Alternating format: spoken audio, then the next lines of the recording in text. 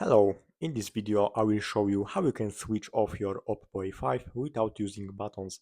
So first of all you have to open the settings and from here go to accessibility and convenience.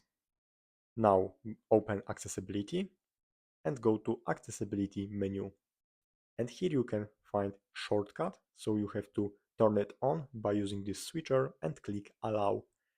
Now you have to select accessibility button over here and click OK.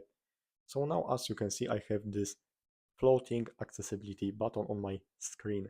So now when I'm clicking on it, I can find power over here, power button, and this is the power section. So if you want to switch off your OPPO A5 without using buttons, you can do it from here and now swipe down to power off.